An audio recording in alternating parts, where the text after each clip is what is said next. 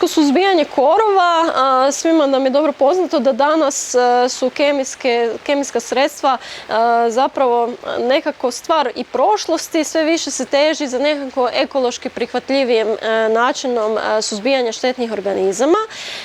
Međutim, još nismo došli do te faze da nađemo neka u potpunosti učinkovita rješenja kao što su herbicidi i ostali pesticidi u suzbijanju bilo kojih štetnih organizama. Međutim, postoji nekakve druge načini koji se ovdje mogu primijeniti, pa ono što je jako dobro poznati način i što se može primijeniti u ekološkom suzbijanju je mehaničko suzbijanje. Dakle, kada govorimo o nekakvim većim proizvodnim površinama, uvijek će to biti malo izazovnije i uvijek će to biti nešto teže nego primijeniti sam herbicid. Na nekakvim manjim površinama svakako je preporuka što je više moguće izbjeći primjenu kemijskih sredstava.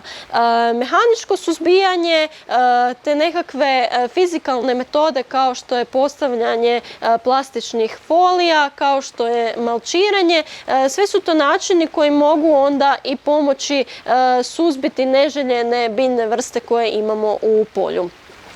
Osim navedenih metoda, sve se svodi opet na to da se ima nekakav cjeloviti pristup, pa tu ponovo kod suzbijanja, kod odabira parcele treba u ekološkoj proizvodnji izabrati one parcele koje u startu nisu bile zakorovljene s visokim stupnjem zakorovljenosti, odnosno brojnosti biljnih korovnih vrsta, što će u startu, dakle, pomoći lakše se izboriti sa tim korovima koje i imamo onda u proizvodnji.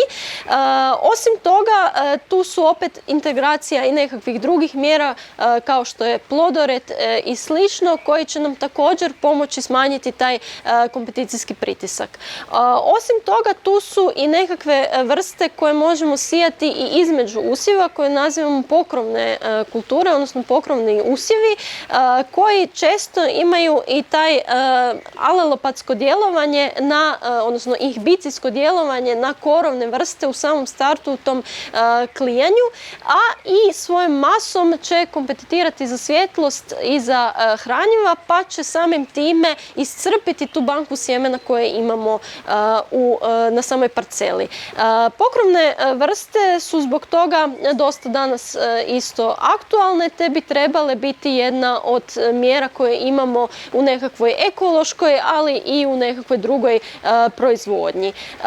Osim kemijskih, dakle mehaničkih i fizikalnih mjera, ono što nam naravno uvijek preostaje je zapravo osigurati da taj usjev bude u dobroj kondiciji i da se sam po sebi može izboriti s korovima, jer nisu svi korovi zapravo, odnosno nije brojnost svih korova uvijek štetna.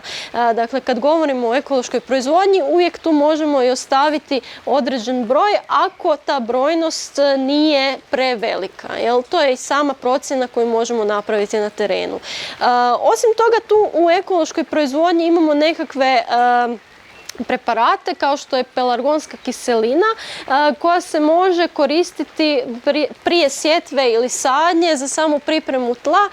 Dakle, to je kontaktni jedan, ajmo reći, ekološki povoljnije sredstvo za suzbijanje koje će nam onda pomoći, dakle, riješiti one korove koje imamo recimo prije sadnje. Govorimo o kontaktnom sredstvu koje bi moglo onda naštetiti i vrstu ako ga primijenimo u samoj vegetaciji. Agronomski fakultet, Zavod za herbologiju, u sklopu programa cjeloživotnog učenja nudi i edukaciju iz determinacije korova u stadiju kotiledona. Taj program namijenjen je svim zainteresiranim poljoprivrednim proizvođačima, hobistima, srednjoškolskim profesorima i ostalim zapravo ljudima koji su zainteresirani za ovo područje i ljudima koji su zainteresirani za samu determinaciju pa i korovne vrste.